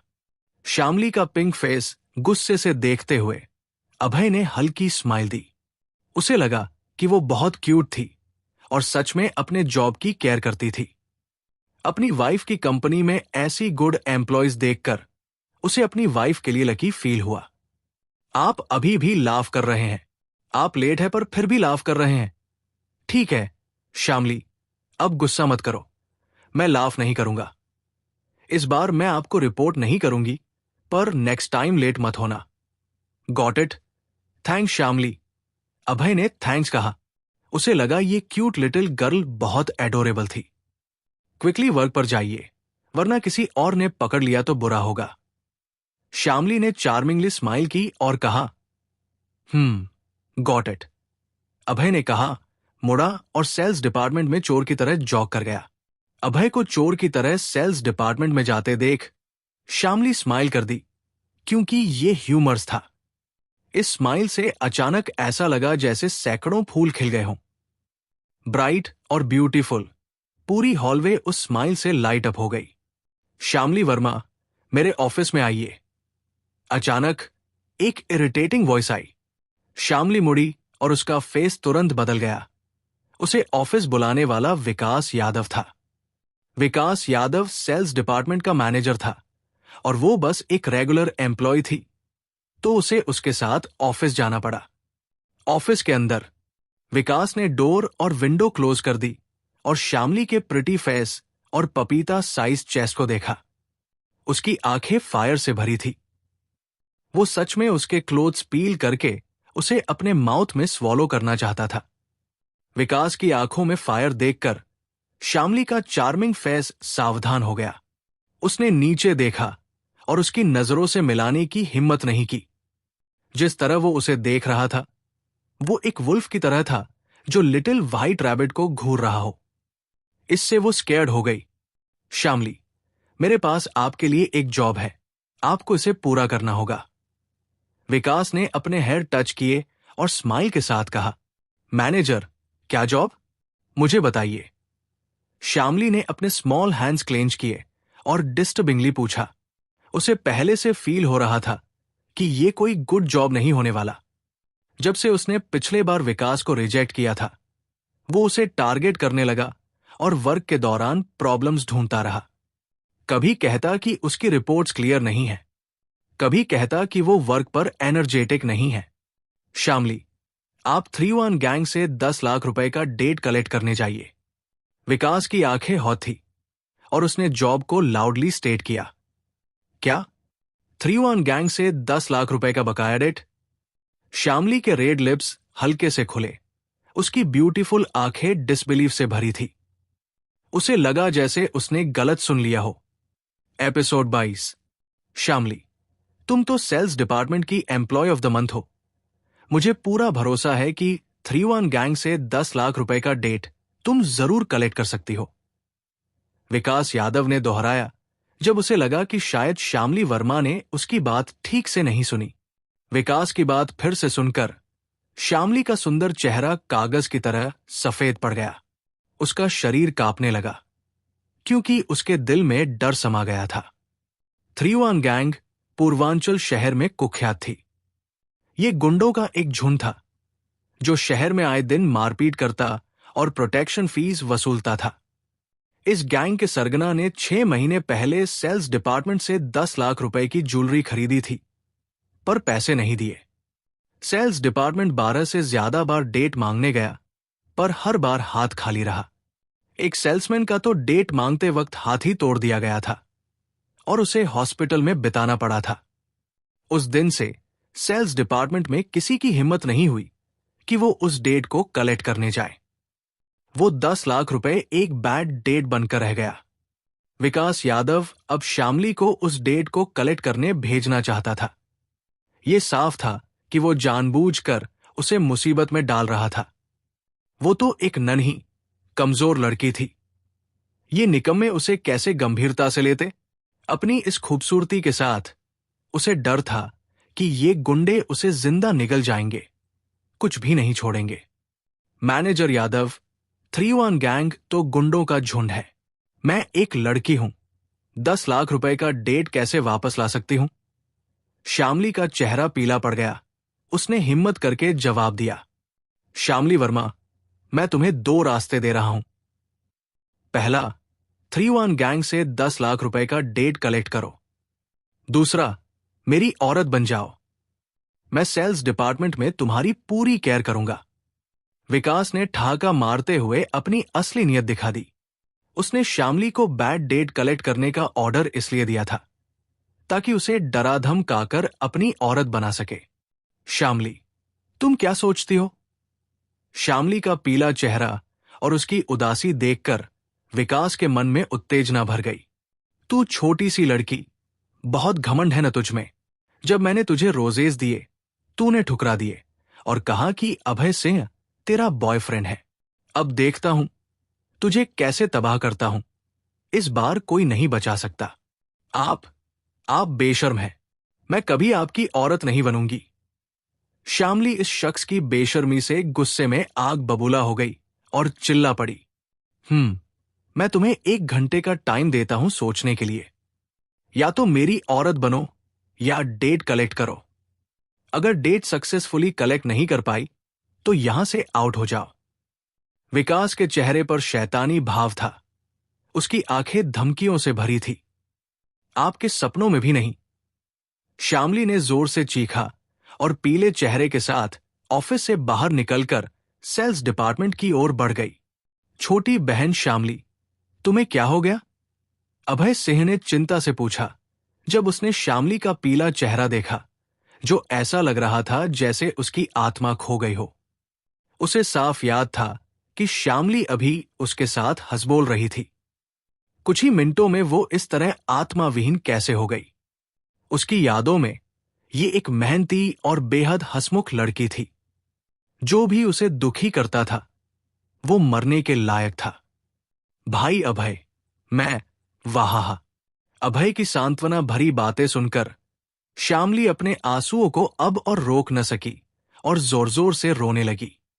उसका सुंदर चेहरा आंसुओं से तर हो गया। हिमशिखर कॉरपोरेशन पूर्वांचल शहर की एक बड़ी कंपनी थी। इसका साइज अच्छा था, बेनिफिट्स शानदार थे, यहां तक कि नॉर्मल एम्प्लॉयज भी हर महीने कुछ हजार की सैलरी कमा सकते थे। श्यामली जैसी एक्सीलेंट एम्प्लॉय ज्वेलरी सेलिंग की कमीशंस के साथ महीने में $10,000 तक कमा सकती थी। वो इस जॉब को बहुत सीरियसली लेती थी क्योंकि उसके पिता हॉस्पिटल में बीमार थे और हर महीने मेडिकल खर्च का भारी बोझ उठता था, और ये सारा खर्च वो अकेले उठाती थी। वो ये जॉब लूज नहीं कर सकती थी, वरना उसके पिता के पास दवा के लिए पैसे नहीं होते। श्यामली का रोना बेहद दुखी और लाचार था। उसका सुंदर सिर अभय की बाहों में था। उसका चार्मिंग चेहरा आंसुओं से भीगा हुआ था। छोटी बहन श्यामली, क्या हुआ? तुम मुझे बता सकती हो, मैं तुम्हारी हेल्प कर सकता हूं। अभय ने अपनी उंगली बढ़ाकर उसकी आंखों से आंसू पोंछे और धीरे से सांत्वना दी। अभय की बात सुनकर श्यामली ने रोना बंद किया और विकास की धमकी के बारे में बताने वाली थी, पर फिर उसे याद आया कि वो यहां सिर्फ 3 दिन से है। उसे बताने से भी प्रॉब्लम सॉल्व नहीं होगी। ये सोचकर वो फिर से रोने लगी। श्यामली, अगर तुम मुझे अभी भी अपना दोस्त मानती हो तो मुझे बताओ, वरना मुझे लगेगा कि तुम मुझे दोस्त नहीं समझती। अभय ने उसके चेहरे को हल्के से दबाया और दृढ़ता से कहा। श्यामली को इतना दुखी, लाचार और नाजुक देखकर उसे बचाने का ख्याल आया। भाई अभय, उस मैनेजर विकास यादव ने मुझे 2 रास्ते दिए। एक तो उसकी औरत बन जाओ, दूसरा 3-1 गैंग से 10 लाख रुपए का डेट कलेक्ट करो। विकास यादव ये मूर्ख, उसने तुम्हें धमकाने की हिम्मत की, मैं उसे पीटने जा रहा हूं। भाई अभय, मत करो। अगर आप विकास को पीटेंगे तो आपको फायर्ड कर दिया जाएगा। श्यामली तुरंत खड़ी हुई और अभय को पीछे खींच लिया, उसे वायलेंट एक्टिविटी से रोकते हुए। श्यामली, विकास का चेहरा इंसान का है पर दिल जानवर का। तुम बिल्कुल उसकी औरत नहीं बन सकती। अभय को डर था कि वो हार मान सकती है, तो उसने फौरन सांत्वना दी। विकास जैसे सुअर को ऐसी सुंदर लड़की को बर्बाद करने कैसे दे सकता था? भाई अभय, चिंता मत करिए, अगर मैं मर भी जाऊं तो भी विकास की औरत नहीं बनूंगी। श्यामली ने सिर हिलाया और दृढ़ता से कहा। उसने पहले ही तय कर लिया था, अगर विकास ने उसे हिम शिखर कॉरपोरेशन से निकाला तो वो अपना ब्लड और किडनी सेल करेगी। उसे अपने पिता के मेडिकल बिल्स के लिए पैसे कमाने ही थे। श्यामली, तुमने कहा कि अगर तुम 3-1 गैंग से 10 लाख रुपए का डेट कलेक्ट कर लोगी तो विकास तुम्हें एम्बेरस करना बंद कर देगा, ठीक है? हाँ भाई अभय, पर वो लोग जो हमें ओवे करते हैं सब गैंगस्टर हैं, उनका डेट कलेक्ट करना इम्पॉसिबल है। श्यामली, तुम मेरे साथ आओ। 3-1 गैंग का 10 लाख रुपए का डेट मैं तुम्हारी हेल्प करूंगा कलेक्ट करने में। अभय ने अपना हाथ हिलाया और नन्ही लड़की की ओर देखते हुए हौसले से कहा, हाँ, ये कितना फनी है, मैंने क्या सुना? अभय सिंह ने कहा वो 3-1 गैंग से 10 लाख रुपए का डेट कलेक्ट करेगा। मैं शर्त लगा सकता हूं कि वो डेफिनेटली वो 10 लाख रुपए का डेट कलेक्ट नहीं कर सकता। बिल्कुल, जो लास्ट टाइम गया था उसका आर्म ब्रोकन हो गया। वो अभी भी हॉस्पिटल में है। ऑफिस में मौजूद दर्जन भर सेल्स पे आपस में डिस्कस कर रहे थे। सब अभय का मजाक उड़ा रहे थे। उन्हें लगा कि वो किसी भी तरह से वो 10 लाख रुपए का डेट कलेक्ट नहीं कर सकता। न सिर्फ वो सेल्स पे, बल्कि श्यामली को भी नहीं लगा कि वे वो डेट कलेक्ट कर सकते हैं। भाई अभय, हम सिर्फ 2 लोग हैं। हम उन गैंगस्टरों के खिलाफ कैसे जा सकते हैं? श्यामली ने हिचकिचाते हुए कहा। उसका चार्मिंग चेहरा चिंताओं से भरा था। 3-1 गैंग में दर्जनों गैंगस्टर थे। वो सब क्रूर थे और उनके द्वारा पीटे गए ढेर सारे लोग बोलने की हिम्मत भी नहीं करते थे। श्यामली, तो क्या तुम विकास की औरत बनना चाहती हो? नहीं, मैं वो नहीं चाहती। ठीक कहा। जब तुम विकास की औरत नहीं बनना चाहती, तो मेरे साथ आओ उस 10 लाख रुपए का डेट कलेक्ट करने। मुझ पर भरोसा करो, वो लोग डेफिनेटली हमें मनी देंगे। अभय ने गर्व और कॉन्फिडेंस से भरी मुस्कान दी। वो वुल्फ किंग था। डेट कलेक्ट करना उसके लिए आसान होना चाहिए था। अगर वो नहीं देते, तो वो उन्हें पीटेगा। तब तक पीटेगा जब तक वो मनी बैक न दे। मुख के शब्दों से ज्यादा तेज बोलते हैं। एपिसोड 23। भाई अभय। 3-1 गैंग डू माउंटेन के सबर्ब्स में है, यहां से दर्जनों मील दूर। हम वहां कैसे पहुंचेंगे? श्यामली वर्मा ने अपनी सुंदर भौहें सिकोड़ते हुए धीरे से पूछा। 3-1 गैंग के गुंडों का अड्डा डू माउंटेन के सबर्ब्स में था। वो एक सुनसान और वीरान इलाका था, जहां बसें नहीं जाती थी। यहां तक कि कैब वाले भी उन गैंगस्टरों से डरते थे और शायद ही वहां जाते थे। डू माउंटेन तक जाने के सिर्फ 2 रास्ते थे, या तो कार से या पैदल। दर्जनों मील पैदल चलना 2 लोगों के लिए साफ तौर पर इम्पॉसिबल था। लेकिन दोनों ही नॉर्मल एम्प्लॉयज थे जिनके पास कार नहीं थी। वहां जाना थोड़ा मुश्किल था। अरे, एक मोटर बाइक है। अभय सिंह की आंखें अचानक चमक उठीं। उसने कंपनी के गेट पर एक मोटर बाइक देखी। बाइक का बॉडी लॉन्ग और स्लीक था, 2 लोगों के लिए काफी अच्छा। एक मोटा लड़का सिक्योरिटी यूनिफॉर्म में मोटर बाइक के पास कर सिगरेट पी रहा था। साफ था कि वो इसका ओनर था। पहचान वाला? इस मोटे को देखकर अभय का दिल खुश हो गया।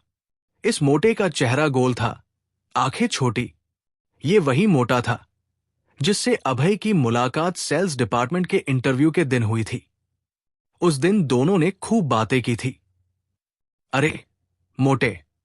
अभय मोटे के पास गया, उसके शोल्डर पर थपकी दी और स्माइल के साथ बोला, अरे ये तो आप है। क्या आपको जॉब मिल गई? साफ था कि मोटे ने भी अभय को पहचान लिया। उसका गोल चेहरा हैरानी से भर गया। हाँ, मेरा नाम अभय सिंह है। मैं अब सेल्स डिपार्टमेंट का स्टाफ हूं। आप? मेरा नाम हाउ लुओ है। मुझे सेल्स डिपार्टमेंट में नहीं लिया गया, पर सिक्योरिटी डिपार्टमेंट ने चुन लिया। अब मैं सिक्योरिटी गार्ड हूं। सिक्योरिटी भी ग्रेट है। हम कॉलीग्स हैं। क्या मैं आपसे एक फेवर मांग सकता हूं? बताइए, मैं ट्राई करूंगा हेल्प करने की। मैं आपकी मोटर बाइक बोरो करना चाहता हूं। क्या कहते हैं? अभय ने स्माइल के साथ हाउ लुओ से कहा, नो प्रॉब्लम भाई। हम 2 बार मिले, ये हमारा फेट है। ये मोटर बाइक की है, आप ले लीजिए। हाउ लुओ ने अपने कपड़ों से एक ब्लैक की निकाली और अभय को थमा दी। उसे भी इस नौजवान से अच्छा इंप्रेशन था। सेल्स डिपार्टमेंट के रिक्रूटमेंट डे पर दोनों की खूब बातें हुई थी। थैंक्स, मैं आपको कभी डिनर के लिए ले जाऊंगा। अभय ने के लिए डायरेक्टली मोटर बाइक पर क्रॉस किया और बोला, बहन श्यामली, ऊपर आ जाओ। भाई की वेस्ट पकड़ो। श्यामली का चेहरा लाल हो गया। वो मोटर बाइक पर चढ़ी और अपने वाइट स्मॉल हैंड्स बढ़ाकर उसकी वेस्ट पकड़ ली। उसका छोटा चेहरा चटक लाल हो गया। जाइए भाई। सेल्स डिपार्टमेंट में आते ही एक गर्ल पकड़ ली। क्या ये ब्यूटी आपकी गर्लफ्रेंड है? श्यामली का चमकता चेहरा देखकर मोटे ने अपनी छोटी आंखें रब की।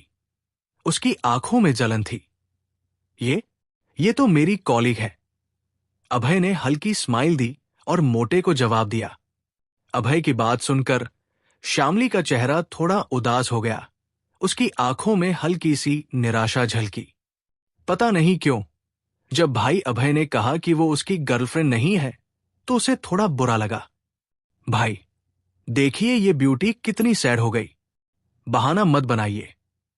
मोटे ने अपने लिप्स कर्ल किए। उसका चेहरा डिसबिलीफ से भरा था। ये क्या? ये मोटा सच में बहुत गॉसिपी था। अभय को अचानक लगा कि ये मोटा बहुत बकवास करता है। उसके पास इसके साथ नॉनसेंस बात करने का टाइम नहीं था। मोटे, मेरे पास कुछ काम है, मैं निकलता हूं। अभय ने हाथ हिलाया, हैंडल बार पर हाथ रखे कि ट्विस्ट की और मोटर बाइक स्टार्ट कर दी। धूम! मोटर बाइक ने जानवर की तरह दहाड़ मारी और तेज तीर की तरह बाहर निकल गई। इस भाई की लक कितनी गुड है।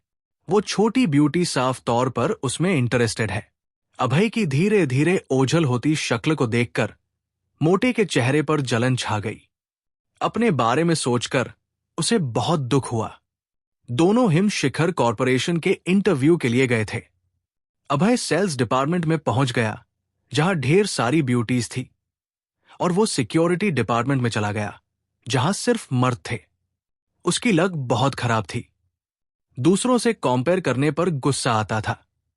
हालांकि अभय हैंडसम था, जो भी एक तरह की ताकत थी। भाई अभय, थोड़ा स्लो करिए। श्यामली ने अभय की वेस्ट को टाइटली पकड़ा। उसका प्रिटी फेस लाल हो गया और उसने कहा। उसके ब्रेस्ट अभय की बैक से टाइटली चिपक गए। वो मन ही मन बहुत खुश था। श्यामली, मेरे पास कोई चॉइस नहीं है। ये मोटर बाइक की लोएस्ट स्पीड है। अभय ने अपनी बैक की सॉफ्टनेस को एंजॉय करते हुए कहा। असल में स्पीड सच में तेज थी। टॉप स्पीड तक पहुंच गई थी। क्योंकि स्पीड तेज थी, श्यामली को डर था कि वो गिर जाएगी। उसके दो छोटे व्हाइट हैंड्स को उसे टाइटली पकड़ना पड़ा। उसके ब्रेस्ट्स उसके करीब आए, जिससे उसे पूरा फायदा मिला। पूर्वांचल की सड़कें बिजी और कंजेस्टेड थी, लेकिन अभय ने मोटर बाइक चलाई और कार्स के बीच के गैप से लाइटनिंग की तरह निकल गया, ड्राइवर्स को डराते हुए। वे बार बार चिल्लाए, क्या जल्दी है? हेल में जाओ। भाई, तू स्पीडिंग कर रहा है, स्लो डाउन कर। तू स्पीडिंग करके मेरे करीब आया, मैं तुझ पर सू करूंगा। पीछे के ड्राइवर चिल्लाए, पर अभय ने जवाब देने की जहमत नहीं उठाई। नहीं स्लो डाउन करने का प्लान था। उसने एक्सीलरेटर ट्विस्ट किया और तेज चलाई। ट्रैफिक में फंसे ड्राइवर्स को गुस्से से भर दिया। वो हर तरह के ट्रांसपोर्टेशन से बहुत फेमिलियर था। कार्स, एयरप्लेन्स और आर्मर्ड व्हीकल्स। वो उन्हें ड्रिफ्ट, ओवरटेक या एक्सीलरेट कर सकता था। मोटर बाइक तो छोटी बात थी। हालांकि ये स्पीड सीवियर स्पीडिंग मानी जाती। कुछ ड्राइवर्स के चेहरे पीले पड़ गए। डर था कि अभय उनसे टकरा न जाए। कुछ खतरनाक ड्राइवर्स ने फोन निकाला और पुलिस को कॉल कर दिया। इस वक्त माया राठौर अपनी पुलिस यूनिफॉर्म में ट्रैफिक पुलिस कार में बैठी थी, गुस्से से भरी हुई। उसका ब्यूटीफुल फेस गुस्से से लाल था। वो पूर्वांचल शहर की पुलिस फोर्स की कैप्टन थी। कल तुलसी गली पर एक फॉरेनर की डेथ की इन्वेस्टिगेशन के दौरान उसने पुलिस स्टेशन में कुछ सीक्रेट फाइल्स देखी थी और स्पेशल स्टेट डिपार्टमेंट्स और फॉरेन किलर्स के बारे में जाना था। तुलसी गली में मरा हुआ किलर स्केल्टन लीक का था। उसने रेस्ट्रिक्टेड फाइल्स देखने के रूल्स वायलेट किए तो उसे पनिशमेंट मिली और ट्रैफिक पुलिस डिपार्टमेंट में भेज दिया गया। वो कब पुलिस फोर्स में वापस जा सकेगी, ये उसके परफॉर्मेंस पर डिपेंड था। Ring ring. जब वो गुस्से में थी तभी फोन रिंग हुआ। ये ट्रैफिक पुलिस सर्विस है। क्या हुआ? माया ने इन बटन प्रेस किया, अनसेटिस्फाइड फील करते हुए कहा। पुलिस फोर्स की कैप्टन से ट्रैफिक पुलिस मैनेज करवाना उसे बहुत गुस्सा दिला रहा था। उसका टोन भी अनफ्रेंडली था। ऑफिसर, तुलसी गली पर एक ब्लैक मोटरबाइक स्पीडिंग कर रही है और लोगों को हिट करने के करीब आ गई। आकर देखिए। पुलिस को कॉल करने वाला वही ड्राइवर था जो अभय पर चिल्लाया था। ठीक है, मैं अभी आ रही हूं, माया ने जवाब दिया और फोन तुरंत हैंग कर दिया। वो बहुत अपसेट थी और ये स्पीडिंग मोटरबाइक उसके गुस्से की आग में ठीक टकरा गई। उसे अपना गुस्सा निकालने की जगह दे दी। एपिसोड 24। माया राठौर ने चाबी घुमाई, एक्सीलरेटर पर पैर मारा और स्टीयरिंग व्हील ट्विस्ट किया। कार ने एक दहाड़ मारी और तुलसी गली की सड़क पर तेजी से दौड़ पड़ी। सड़क पर मौजूद कार्स ने पुलिस कार के लिए फौरन रास्ता छोड़ा। किसी की हिम्मत नहीं थी कि वो इसके रास्ते में आए। पल भर में माया की पुलिस कार तुलसी गली पर पहुंच गई। उसने अपनी आंखें सिकोड़ी और ध्यान से देखा। सड़क पर एक ब्लैक मोटरबाइक तेजी से दौड़ रही थी। मोटरबाइक की स्पीड इतनी तेज थी कि साफ था ये लिमिट से बहुत ऊपर थी। अगर ड्राइवर जरा भी लापरवाह हुआ तो मोटरबाइक और ड्राइवर दोनों तबाह हो जाते।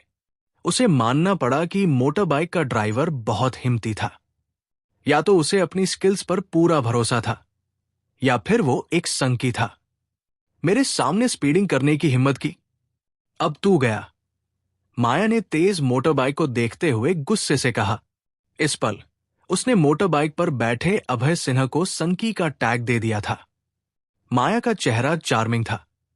उसने अपने नाजुक पैरों से एक्सीलरेटर पर जोर मारा और कार एक जंगली घोड़े की तरह मोटरबाइक की ओर दौड़ पड़ी। Vroom vroom. अभय की मोटरबाइक ने जानवर की तरह गरज मारी और बिजली की तरह तेजी से दौड़ी। आसपास के पेड़ तेजी से पीछे हटते दिख रहे थे। यहां तक कि कंजेस्टेड सड़क भी मोटरबाइक को रोक न सकी। वो एक फुर्तीले सांप की तरह सड़क पर लहराते हुए निकल रही थी। आगे वाली मोटरबाइक ध्यान दो, तुम ओवर द स्पीड लिमिट हो, फौरन रुक जाओ। माया ने अपने लाल होठों से चिल्लाया। अरे ट्रैफिक पुलिस! अभय एक पल के लिए हैरान रह गया। रियरव्यू मिरर से उसने देखा कि उसके पीछे करीब 50 मीटर दूर एक ट्रैफिक पुलिस कार थी। लेकिन जब उसने कार में बैठी औरत को देखा तो वो सन्न रह गया और सीट से उछलते उछलते बचा। ये औरत कोई और नहीं, माया राठौर थी।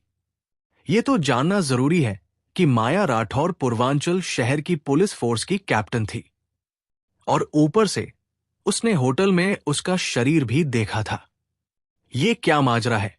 ये औरत ट्रैफिक पुलिस कैसे बन गई? मेरी टाइटेनियम एलॉय आंखें अंधी हो गई। उसने मन ही मन कोसा, ये औरत गुस्सैल थी। पहली मुलाकात में उसने अभय को अरेस्ट कर लिया था। दूसरी बार होटल में वो उसे पीटना चाहती थी। शुक्र था कि वो उससे ताकतवर था और उसने उसकी नितंबों को पीटा था। अभय जानता था कि इस औरत से मिलने में कोई भलाई नहीं थी। भले ही वो ब्यूटीफुल थी, पर नॉनसेंस थी और प्रॉब्लम्स को फिस्ट से सॉल्व करना पसंद करती थी। उसका दिमाग भी थोड़ा ब्लॉक लगता था। वो डू माउंटेन जा रहा था गुंडों से 10 लाख रुपए का डेट कलेक्ट करने। उसके पास इस गुस्सैल औरत से उलझने का टाइम नहीं था। मुझे पकड़ने का कोई चांस नहीं।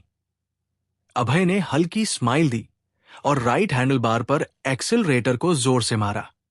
मोटरबाइक फिर से तेज हुई और सड़क पर ब्लैक लाइटनिंग की तरह गायब हो गई। उसकी ड्राइविंग स्किल्स दुनिया में बेस्ट थी। ऊपर से सड़क कंजेस्टेड थी, ढेर सारी कार से भरी हुई। माया की कार बड़ी थी। वो किसी भी तरह उसकी मोटरबाइक को कैच नहीं कर सकती थी। शख्स, तू भागने की हिम्मत करता है। माया का प्रिटी फेस गुस्से से भर गया जब उसने मोटरबाइक को गायब होते देखा। उसने अपने पिंक स्मॉल हैंड से स्टीयरिंग व्हील पर गुस्से में थप्पड़ मारा। वे शहर में थे। सड़कें बहुत कंजेस्टेड थी।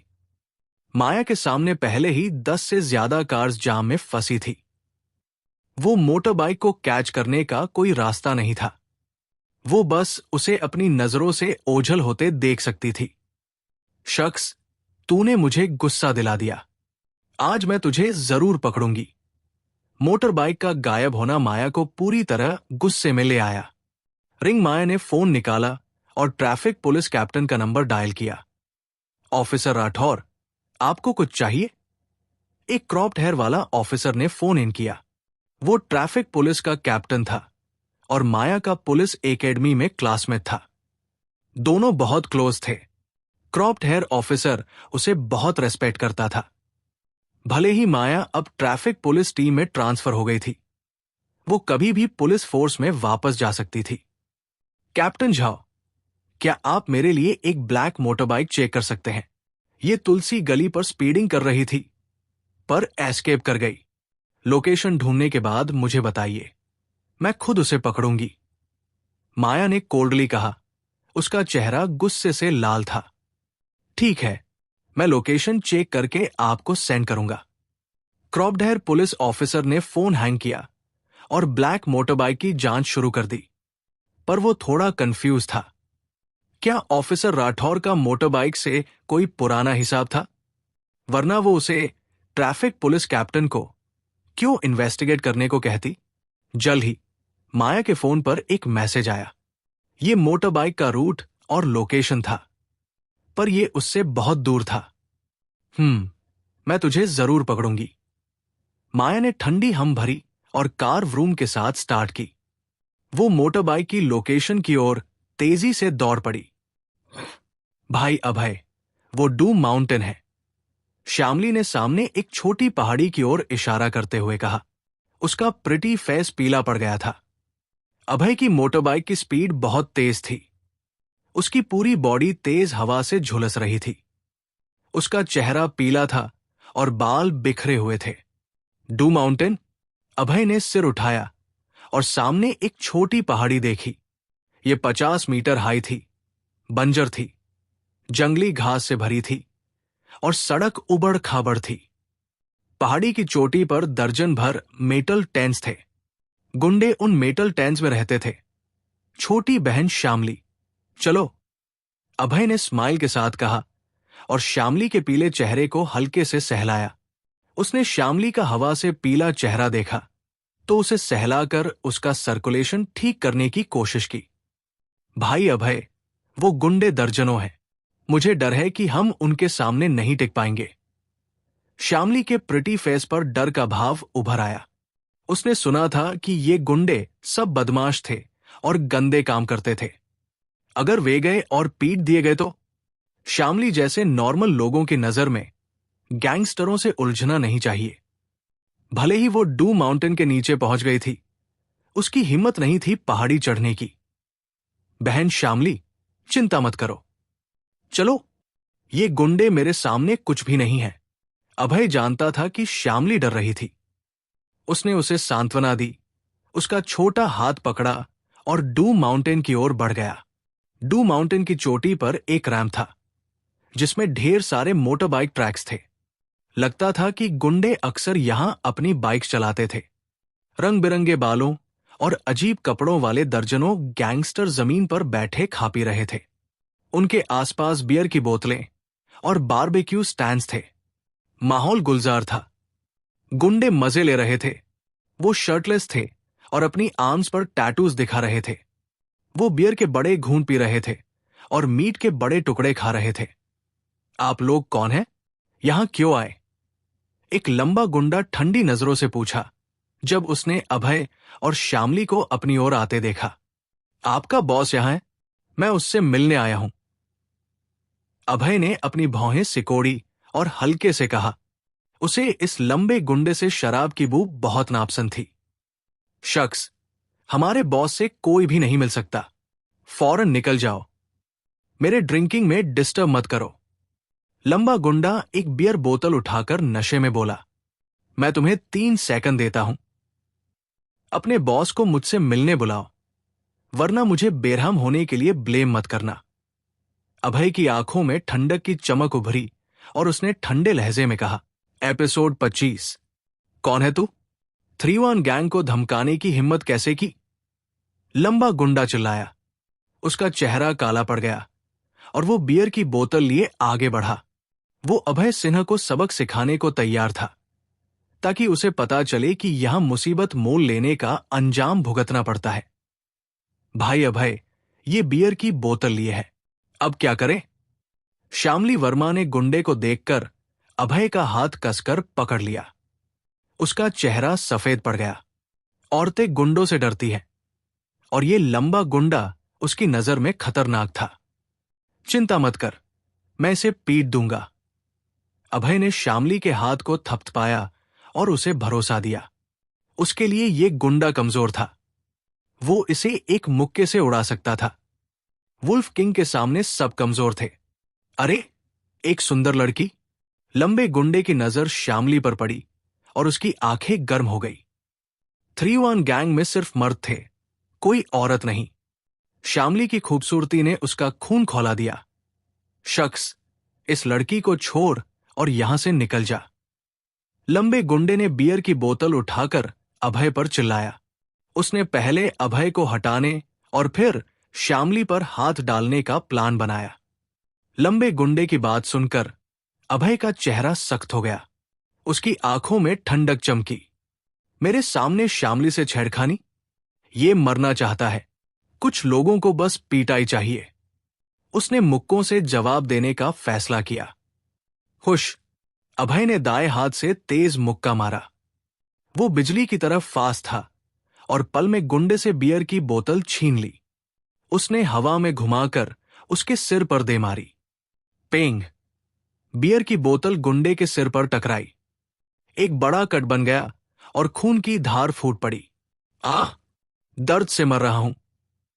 लंबा गुंडा जमीन पर गिर पड़ा। उसका सिर खून से सन गया और वो चीखने लगा। उसने अभय को डर भरी नजरों से देखा। ये शख्स इतना तेज था कि उसे रिएक्ट करने का मौका भी नहीं मिला। मेटल टेंट में मौजूद दर्जन भर गुंडे उसकी चीखों से चौंक गए। भाइयों, इसे तबाह करो। ये मुसीबत मोल लेने आया है। एक चीख आई और गुंडे लाठियां लिए बाहर निकले। अभय को घेर लिया। तू कौन है? यहां मुसीबत मोल लेने की हिम्मत कैसे की? 10 मील के इलाके में कोई हमारा विरोध नहीं करता। शख्स, आज तू मरेगा। आसपास के गुंडे गालियां बक रहे थे। उनका घमंड साफ था। अपने लीडर को बुलाओ, वरना तुम सबका हाल इसके जैसा होगा। अभय ने ठंडे लहजे में कहा और जमीन पर चीखते गुंडे की ओर इशारा किया। मैं देखना चाहता हूं, कौन इतना हिम्मती है जो मुझसे मिलने की हिम्मत करता है। एक घमंडी आवाज गूंजी और एक अधेड़ शख्स मेटल टेंट से बाहर निकला। ये शख्स लंबा था, ब्लैक कपड़े पहने था। उसकी बॉडी ताकतवर थी। साफ था कि ये जिम और स्टेरॉइड्स का नतीजा था। वो गोरिल्ला की तरह खड़ा था और खतरनाक दबाव छोड़ रहा था। शख्स, मैं 3-1 गैंग का बॉस हूं, किंग कॉन्ग। तू कौन है? नाम बता। किंग कॉन्ग ने घमंड से कहा। उसका नाम सुनते ही लोग डर से कांपते थे। वो देखना चाहता था कि सामने वाला उसे जानता है या नहीं, लेकिन अभय का चेहरा ठंडा रहा। उसका नाम सुनकर भी वो बेफिक्र था। इससे किंग कॉन्ग गुस्से में आ गया। मेरा नाम अभय सिंह है। मैं हिम शिखर कॉरपोरेशन सेल्स डिपार्टमेंट का हूं। आज तुम्हारा 10 लाख रुपए का डेट कलेक्ट करने आया हूं। अगर मैं देने से मना करूं तो? दे दे। अंजाम भुगतने की ताकत नहीं है तुम में। शख्स, पिछले बार डेट मांगने वाले का हाथ मैंने तोड़ा था। फिर भी मनी चाहिए? किंग कॉन्ग ने ठंडी स्माइल दी। उसकी आंखें चमकी। हां, 10 लाख रुपए दो, मैं तुम्हें छोड़ दूंगा, वरना मेरे लिए मत रोना। अभय ने घमंड से कहा। मुझे छोड़ देगा? तेरा हाथ तोड़ने के बाद देखता हूं तू घमंड करता है कि नहीं। किंग कॉन्ग ने धमकाया। मेरा हाथ तोड़ने की क्वालिफिकेशन नहीं है तुझमें। अभय ने ठंडी हम भरी। उसका घमंड किंग कॉन्ग से भी ज्यादा था। 1.9 मीटर लंबे किंग कॉन्ग और उसके दर्जन भर गुंडों के सामने भी वो बेफिक्र था। उसके लिए ये सब कमजोर थे। वुल्फ किंग के लिए एक भेड़ और 30 भेड़ें एक जैसी थी। दोनों उसका खाना थे। शख्स, मैंने 49 लोगों के हाथ तोड़े हैं। तू मेरा 50वां शिकार होगा। किंग कॉन्ग का चेहरा सख्त हो गया। उसकी मसल्स सिकुड़ी और ताकत फूटी। बैंग! किंग कॉन्ग ने जमीन पर पैर मारा और एक फुटप्रिंट छोड़ा।